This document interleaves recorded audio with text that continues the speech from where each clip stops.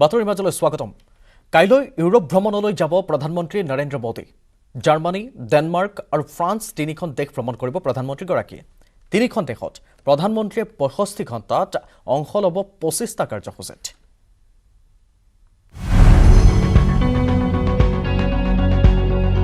পঁয়ষষ্ঠি ঘণ্টীয়া ইউৰোপ ভ্ৰমণলৈ সাজু প্ৰধানমন্ত্ৰী মোদী। 2022ত প্ৰথমটো বিদেশ যাত্ৰা প্ৰধানমন্ত্ৰীৰ। 2 মে'ত ইউৰোপৰ তিনিখন দেশ জাৰ্মানী, ডেনমাৰ্ক আৰু ফ্ৰান্স ভ্ৰমণলৈ যাব নৰেন্দ্ৰ মোদী। এই ভ্ৰমণৰ সময়ত প্ৰধানমন্ত্ৰীয়ে 25টা কাৰ্যসূচীত অংশগ্ৰহণ কৰাৰ লগতে তিনিখন দেশত সম্পূৰ্ণ 65 ঘণ্টা সময় অতিবাহিত কৰিব। ৰুছ ইউক্ৰেইনৰ যুদ্ধ চলি থকাৰ সময়তে প্ৰধানমন্ত্ৰী মোদীৰ এই বিদেশ ভ্ৰমণ গুৰুত্বপূৰ্ণৰূপে বিবেচিত হৈছে। এই ভ্ৰমণৰ সময়তেই মোদীয়ে ডেনমাৰ্ক, আইচলেণ্ড, ফিনলেণ্ড, ছুইডেন আৰু নৰৱেৰ প্ৰধানমন্ত্ৰীসকলৰ সৈতে দ্বিতীয় ভাৰত নৰ্ডিক সন্মিলনতো অংশগ্ৰহণ কৰিব। সন্মিলনখনত মহামাৰীৰ পিছৰ অৰ্থনৈতিক সংস্কাৰ, জলবায়ু পৰিৱৰ্তন, নৱীকৰণযোগ্য শক্তি আদি বিষয়ৰ ওপৰত গুৰুত্ব আৰোপ কৰা হ'ব। ভাৰতৰ প্ৰধানমন্ত্ৰীগৰাকীয়ে এই অনুষ্ঠানৰ IGCৰ সহ-সভাপতিৰ দায়িত্ব পালন কৰিব। প্ৰধানমন্ত্ৰীৰ লগত কেইবাজনো ভাৰতীয় মন্ত্ৰীয়ে জাৰ্মানী ভ্ৰমণ কৰিব। উভতনি যাত্ৰাত প্ৰধানমন্ত্ৰীয়ে বন্ধু তথা ফ্ৰান্সৰ দ্বিতীয়বাৰৰ বাবে নিৰ্বাচিত ৰাষ্ট্ৰপতি মেক্ৰনৰ সৈতেও এক বৈঠকত অংশগ্ৰহণ কৰিব। এই বৈঠকে ভাৰত-ফ্ৰান্স কৌশলগত অংশীদাৰিত্বৰ পৰৱৰ্তী পৰ্যায়ৰ ৰূপৰেখা প্ৰস্তুত কৰাৰ সুযোগ প্ৰদান কৰিব বুলি উল্লেখ কৰে প্ৰধানমন্ত্ৰীয়ে। এই ভ্ৰমণকালত প্ৰধানমন্ত্ৰী মোদীয়ে 7খন দেশৰ 8জন নেতাৰ সৈতে দ্বিপাক্ষিক আৰু বহুপাক্ষিক বৈঠকত মিলিত হ'ব। National desk, news 18, Assam north east. মহানগৰীৰ ৰয়েল গ্লোবেল স্কুলৰ প্ৰেক্ষাগৃহত বিশেষ বক্তৃতা অনুষ্ঠান। 2022 বৰ্ষৰ অধ্যাপক শৰৎ মহন্ত সোঁৱৰণী বক্তৃতা অনুষ্ঠানখনে। অনুষ্ঠানত মুখ্য অতিথিৰূপে অংশগ্ৰহণ কৰে প্ৰধানমন্ত্ৰীৰ বিশেষ উপদেষ্টা দীপক ভৰাই। অনুষ্ঠানত উপস্থিত থাকে মন্ত্ৰী পীযুষ হাজৰিকা, জয়ন্তমল্ল বৰুৱাৰ লগতে বহু গণ্যমান্য ব্যক্তি।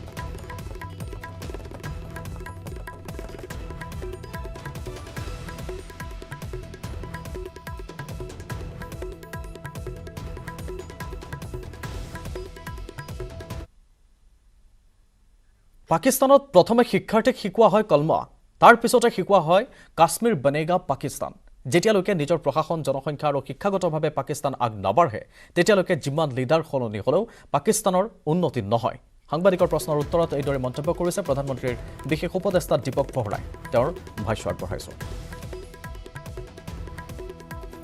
No impact unless the people of Pakistan and the military that rules them understand that we are not their enemies. We want peace, progress and development, but they have to make the choice. I can't make it. जहाँ पे स्कूलों में सिखाया जाता है छोटे बच्चे, and I'm not exaggerating, I was told, छोटे बच्चे जो स्कूल में जाते हैं पहले तो वो कलमा सीखते हैं ला इलाहा इल्लल्लाह मुहम्मदुर रसूलुल्लाह, उसके बाद नेक्स्ट सेंटेंस सीखते हैं कश्मीर बनेगा Pakistan. Now, how many kids in India even know where Kashmir is? They're not, we have a much broader vision. ভিন্ন দেশেৰে আন্তঃৰাষ্ট্ৰীয় সম্পৰ্কক লৈ মন্তব্য আগবঢ়ালে দীপক ভৰাই। কি শেহতীয়া ভূমিকা ল'ব প্ৰধানমন্ত্ৰীয়ে, প্ৰধানমন্ত্ৰী মোদীৰ কথা কিয় শুনে পতিনে, আগবঢ়াইছোঁ সেই ভাষ্য।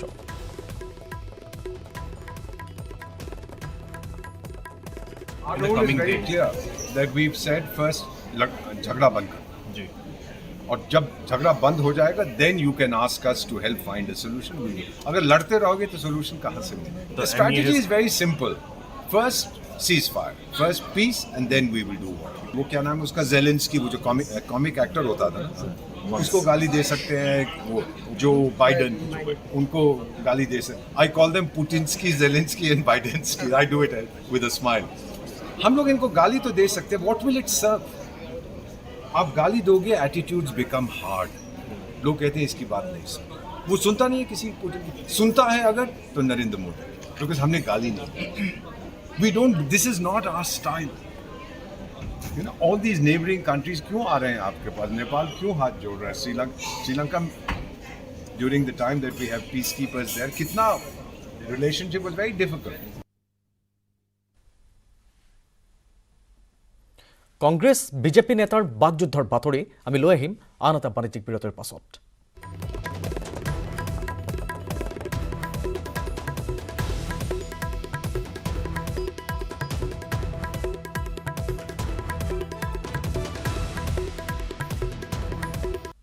ৰকিবুল হুছেইনক কটাক্ষ সাংসদ পবিত্ৰ মাৰ্ঘেৰিটাৰ ৰকিবুলক ভৰিৰ তলৰ মাটি হেৰুওৱা বিধায়ক বুলি আখ্যা দিলে বিজেপিৰ সাংসদগৰাকীয়ে কংগ্ৰেছক এআইইউডিএফৰ ওচৰত আঁঠু লোৱা বুলি কটাক্ষ কৰি কংগ্ৰেছী নেতাৰ চিন্তা কৰিবলৈ বিজেপি নেতাৰ সময় নাই বুলি মন্তব্য কৰে পবিত্ৰ মাৰ্ঘেৰিটাই এতিয়া আচলতে আমি সম্প্ৰতি ডক্টৰ হিমন্ত বিশ্ব শৰ্মাদেৱৰ নেতৃত্বত এখন বিকশিত অসম নিৰ্মাণৰ যি ধাৰা চলি আছে যি গতি চলি আছে তাত চৰকাৰৰ সমান্তৰালভাৱে অসমবাসী ৰাইজে হাতে হাত ধৰি যে আগুৱাই আছে সেই চিন্তা চৰ্চাত আমি সমৰ্পিত এতিয়া কোনোবা এগৰাকী ক্ৰমে ভৰিৰ মাটি হেৰুৱাই পেলোৱা বিধায়ক বা বৰ্তমান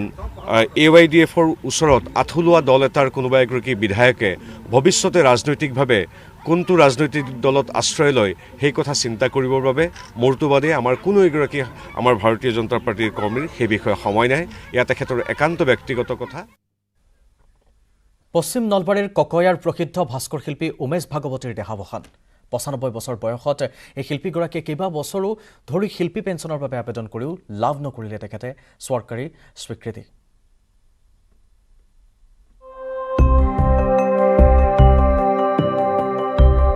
এটা শিল্পী পেঞ্চনৰ বাবে আমৃত্যু আশা পালি থাকি অৱশেষত আশাহত মনেৰে পৃথিৱীৰ পৰা মেলানি মাকিলে স্বভাৱ শিল্পী উমেশ ভাগৱতীয়ে মৃৎশিল্পৰ সৈতে জড়িত এগৰাকী শিল্পীক সকলোৱে কাজিগৰ বুলি সম্বোধন কৰিছিল নলবাৰী জিলাৰ ককয়াৰ ঢকুৱা পন্থাত জন্মগ্ৰহণ কৰা ভাগৱতীয়ে শৈশৱতে আৰম্ভ কৰিছিল অভিনয় জীৱন যাত্ৰা পাৰ্টিত অভিনয়েৰে শিল্পী জীৱন আৰম্ভ কৰি পৰৱৰ্তী সময়ত মৃৎশিল্প বিশেষতঃ প্ৰতিমা নিৰ্মাণ কাৰ্যত জড়িত হৈছিল পশ্চিম নলবাৰী অঞ্চলৰ বহুকেইখন দুৰ্গা পূজা সমিতিৰ প্ৰতিমা নিৰ্মাণৰ উপৰিও বিভিন্ন সময়ত প্ৰতিমা নিৰ্মাণ কৰি ৰাইজৰ প্ৰশংসা বুটলিবলৈ সক্ষম হৈছিল ভাগৱতী পৰৱৰ্তী সময়ত ওজাপালি নাগাৰা নামৰ পাঠক হিচাপেও খ্যাতি অৰ্জন কৰিছিল কিন্তু যোৱা প্ৰায় ২ দশক ধৰি চৰকাৰে আগবঢ়োৱা শিল্পী পেঞ্চনৰ বাবে আবেদন কৰিও বঞ্চিত হ'বলগীয়া হৈছিল ভাগৱতী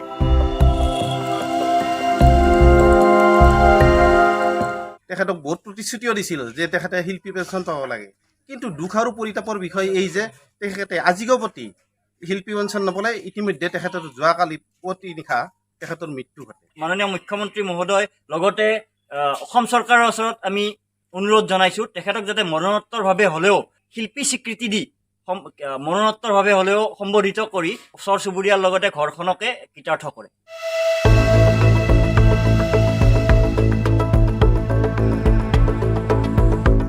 স্থানীয় বহু অনুষ্ঠানে সন্মান জনোৱা স্বভাৱ শিল্পী উমেশ ভাগৱতীক মৰণোত্তৰভাৱে হ'লেও সন্মান যাচিবলৈ আহ্বান জনাইছে স্থানীয় ৰাইজে bureau report news 18 Assam north east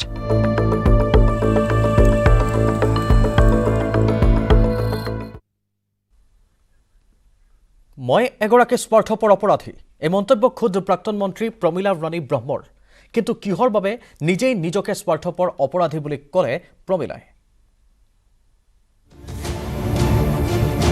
প্ৰাক্তন মন্ত্ৰী প্ৰমীলা ৰাণী ব্ৰহ্ম অপৰাধী প্ৰাক্তন মন্ত্ৰী প্ৰমীলা ৰাণী ব্ৰহ্ম স্বাৰ্থপৰ প্ৰাক্তন মন্ত্ৰী তথা বিপিএফৰ বৰ্ষীয়ান ৰাজনীতিক প্ৰমীলা ৰাণী ব্ৰহ্মৰ বিৰুদ্ধে এই অভিযোগ আমাৰ নহয় প্ৰমীলা ৰাণীৰ বিৰুদ্ধে এই অভিযোগ আনিলে প্ৰাক্তন মন্ত্ৰীগৰাকীয়ে নিজকে কৈছোঁ মই এগৰাকী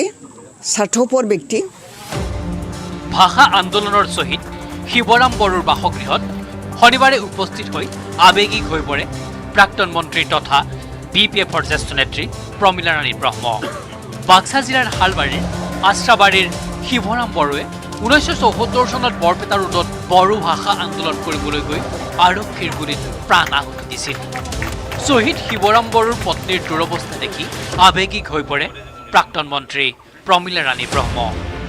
পূৰ্বে চৰকাৰত থাকিও শ্বহীদগৰাকীৰ পৰিয়ালক একো সহায় কৰিব নোৱাৰি নিজকে স্বাৰ্থপৰ অপৰাধী যেন বোধ কৰিছে মন্ত্ৰীগৰাকীয়ে ক'লে পৰিয়ালটোৰ পৰা সহায়ৰ বাবে আবেদন পাইছিল যদিও একো কৰিব পৰা নাছিল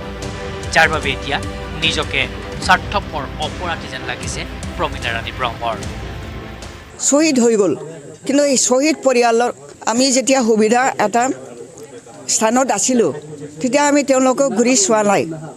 আমি ঘূৰি নোচোৱাৰ কাৰণে তেওঁলোকে কিমান দুখত পৰি আছিল এইটো মই এতিয়া অনুভৱ কৰিব পাৰিছোঁ অকল এইটো পৰিয়াল নহয় বহুত পৰিয়াল আছে তেনেকুৱা ধৰণৰ আন্দোলনত তেওঁলোকে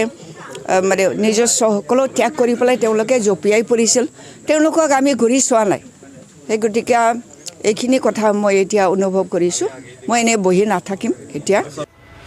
উল্লেখযোগ্য শিৱৰাম বড়োৰ পৰিয়ালৰ খা খবৰ লৈ প্ৰাক্তন মন্ত্ৰীগৰাকীয়ে ৭০ ঊৰ্ধৰ পত্নীক ৫০,০০০ টকাৰ আৰ্থিক সাহায্য প্ৰদান কৰে মুছলপুৰৰ পৰা Manohar Rajbongshi news 18 Assam north east খিলঞ্জীয়া আৰু বাংলাদেশী মুছলমানক লৈ কি ক'লে মুখ্যমন্ত্ৰীয়ে সেই খবৰ আমি লৈ আহিম আন এটা বাণিজ্যিক বিৰতিৰ পাছত ছুপাৰ প্ৰাইম 18ৰ শেষ অংশলৈ স্বাগতম কেবিনেটে স্পষ্ট কৰিব খিলঞ্জীয়া আৰু বাংলাদেশী মুছলমানৰ পাৰ্থক্য উপসমিতিয়ে দাখিল কৰা প্ৰতিবেদনৰ ভিত্তিত সিদ্ধান্ত ল'ব কেবিনেটে দিল্লীতে মন্তব্য কৰিছে মুখ্যমন্ত্ৰী ডক্টৰ হিমন্ত বিশ্ব শৰ্মাই ফহিয়াই জনোৱা হওক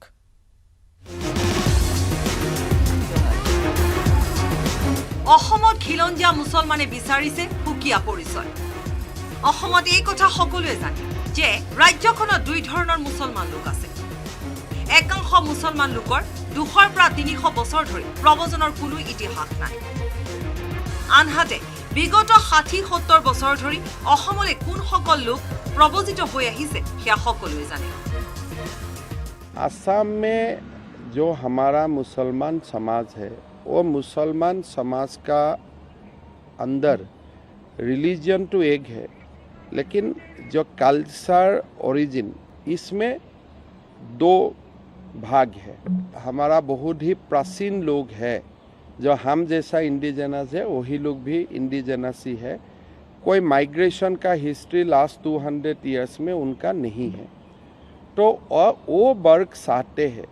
कि हमको थोड़ा जो माइग्रेटेड मुस्लिम है उनका साथ एक ना किया जाए हमको एक अलग पहचान दिया जाए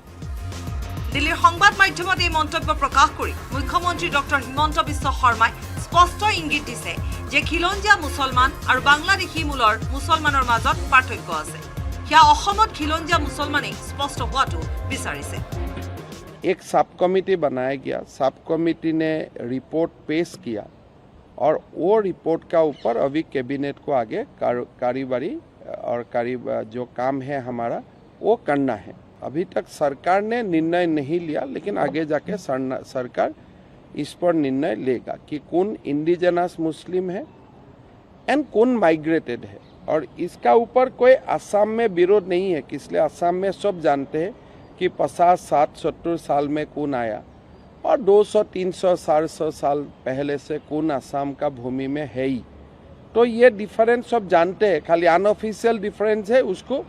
एक ऑफिशियल मर्यादा देना है देशत यूनिफॉर्म सिविल कोड सन्दर्भतो मन्तव्य दिले मुख्यमन्त्रीगराकीয়ে मुख्यमन्त्री डॉक्टर शर्माই কয় যে ইউনিফর্ম সিভিল কোড দেশৰ মুছলমান মহিলাই বিচাৰিছে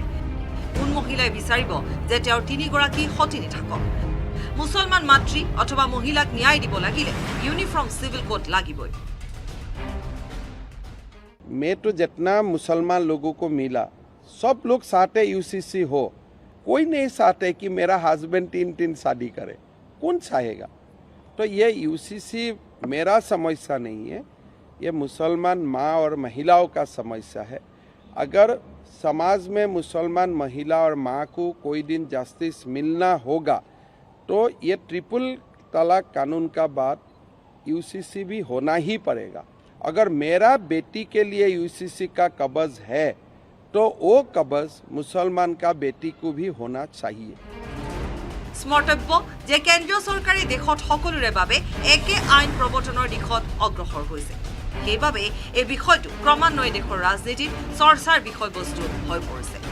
news desk report news 18 Assam north east ৰহাৰ ডিমৌত শনিবাৰে নিশা সংঘটিত হ'ল এক অনাকাংক্ষিত ঘটনা কাজিৰঙাত বিহুৰ অনুষ্ঠান সামৰি উভতাৰ পথত আক্ৰমণৰ বলি হ'ল গুৱাহাটীৰ এটা সাংস্কৃতিক দল মহিলা সাংস্কৃতিক কৰ্মীকো অপদস্থ কৰাৰ লগতে ভাবুকি দিলে গাড়ী জ্বলাই দিয়াৰো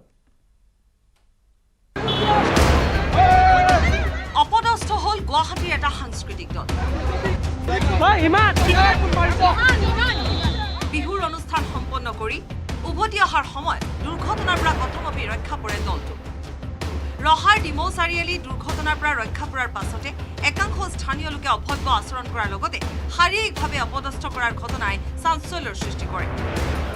স্থানীয় একাংশ লোকে সাংস্কৃতিক দলটোৰ মহিলা কৰ্মীকো প্ৰহাৰ কৰাৰ অভিযোগ কৈছে দাদা মোৰ বহুত ডাঙৰ ভুল হৈছে আপুনি মোক নামাৰিব মই বড়ো ল'ৰা হয় এইখিনি আমি জানিছোঁ মই দেখিছোঁ তাৰপিছত মই কৈছোঁ ঠিক আছে কেছখিনি তেনেতে আমাৰ ছেটেল হৈ গ'ল ঠিক সেই মুহূৰ্ততে তাতে এজন এক্স পুলিচ অফিচাৰ আছে বোলে বহুত শকত তেখেতে লাষ্টত ল'ৰাকেইটাকতো পাব্লিক লগাই দি মাৰধৰ কৰিলে ছোৱালীকো চুলিত ধৰিলে গটিয়ালে কাজিৰঙাৰ পৰা বিহুৰ অনুষ্ঠান সামৰি গুৱাহাটীলৈ উভতি আহিছিল দল ৰহাত এখন খেৰ ভৰ্তি বাহনক অতিক্ৰম কৰিবলৈ লওঁতে দুৰ্ঘটনাৰ পৰা প্ৰথমে ৰক্ষা পৰে বাহনখন ইয়াৰ পিছতে খেৰ ভৰ্তি বাহনখনৰ চালক আৰু সাংস্কৃতিক দলটোৰ মাজত কিছু কথাৰ কটাকটি হয় যদিও পৰৱৰ্তী সময়ত বুজাবুজি হয় আৰু পুনৰ সাংস্কৃতিক দলটো গুৱাহাটী অভিমুখে যাত্ৰা আৰম্ভ কৰাৰ সময়তে একাংশ উদন্ত লোকে হুলস্থুলীয়া এক পৰিৱেশৰ সৃষ্টি কৰে আনকি দলটোৰ শিল্পীসকলক প্ৰহাৰ কৰাৰ লগতে মহিলা শিল্পীকো প্ৰহাৰ কৰে বুলি অভিযোগ উত্থাপন কৰিছে সাংস্কৃতিক দলটোৱে আমি বুজি পাইছোঁ আমাৰ আজি কি হৈছে ডকমকাৰ যিটো অভিদা আৰু নীলদাৰ যিটো হৈছিল হুবহুদ ইনচিডেণ্ট কিন্তু সিহঁতে যাত আমাক দা কুঠাৰ লোৱা নাই কিন্তু হাতেৰে কোবাইছে চৰিয়াইছে ভুকি দিছে ছোৱালীক চুলিত ধৰি পেলাই গাড়ীত সোমাইছে লাষ্টত মহিলা মানুহে মোৰ নিজৰ মাক গেডাৰিং কৰি পেলাই মাক গালি পাৰিছে বেবিচাৰি শব্দত গুৱাহাটীৰ প্ৰতিধ্বনি সাংস্কৃতিক দলটোক আক্ৰমণ কৰাৰ সময়ছোৱাত একাংশ সচেতন লোকে মধ্যস্থতা কৰি আৰক্ষীক খবৰ দিয়ে পৰৱৰ্তী সময়ত ৰহা আৰক্ষী ঘটনাস্থলীত উপস্থিত হৈ সাংস্কৃতিক দলটোক ৰহা আৰক্ষী থানাত আশ্ৰয় দিয়ে ইফালে ৰহাৰ বিধায়ক শশীকান্ত দাসে খবৰ পোৱা মাত্ৰকে আৰক্ষী থানালৈ যায় আৰু ঘটনাৰ বুজ লোৱাৰ লগতে সাংস্কৃতিক দলটোৰ সৈতে মত বিনিময় কৰে পৰৱৰ্তী সময়ত সমগ্ৰ বিষয়টো মীমাংসা কৰি সাংস্কৃতিক দলটোক গুৱাহাটীলৈ উভতাই পঠিওৱা হয় বিধায়কগৰাকীৰ এনে ভূমিকাক দলটোৱে ধন্যবাদ জ্ঞাপন কৰে MLA ছাৰ আহি পেলাই চবকে ক্ষমা খুজি পেলাই গোটেইখিনি মিউচুৱেলি গোটেইখিনি আণ্ডাৰষ্টেণ্ডিং কিন্তু এটাই কথা দ্বিতীয়টো প্ৰতিধ্বনিক যাতে দ্বিতীয়টো শিল্পী দলক যাতে এনেকুৱা ব্যৱহাৰ কোনো এখন জেগাত যাতে কোনো এটা মানুহে সাহস কৰিব যাতে নোৱাৰে আজিৰ পিছত সাংস্কৃতিক দলটোক বিনা দুখত একাংশ উদণ্ড লোকে আক্ৰমণ কৰাৰ ঘটনাই ব্যাপক প্ৰতিক্ৰিয়াৰো সৃষ্টি কৰিছে bureau report news 18 Assam north east উত্তৰাখণ্ডৰ জিম কৰবেট ৰাষ্ট্ৰীয় উদ্যানত এটা অঘটন ঘটিছে পৰ্যটকলৈ চোঁচা লৈছে বন্যহস্তীয়ে কথমপি ৰক্ষা পৰিছে পৰ্যটকৰ দলটো কেমেৰাত বন্দী হৈছে সেই শিহৰণকাৰী দৃশ্য আপোনালোকলৈ এই প্ৰতিবেদন আগবঢ়াই ছুপাৰ প্ৰাইম 18ৰ পৰা মই কৃপাঞ্জলি লৈছোঁ বিদায় নমস্কাৰ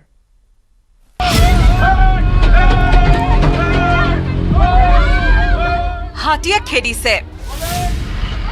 যাত্ৰী ভৰ্তি এখন বাছ খেদি আহিছে এটা বনৰীয়া হাতীয়ে বাছৰ চালকে যিমানেই পিছুৱাইছে সিমানেই খেদিছে গজৰাজে ভয়তে বাছৰ যাত্ৰীয়ে চিঞৰ বাখৰ কৰিছে সেই মুহূৰ্তমানৰ শ্বাসৰুদ্ধকৰ পৰিস্থিতিৰ অন্তত যেনিবা বাছখনক খেদি যোৱাৰ সলনি অন্য দিশে আঁতৰি গ'ল হাতীটো উত্তৰাখণ্ডৰ জিম কৰবেট ৰাষ্ট্ৰীয় উদ্যানত সংঘটিত হৈছে এই চাঞ্চল্যকৰ ঘটনাটো বাছেৰে উদ্যান ভ্ৰমণলৈ গৈছিল পৰ্যটক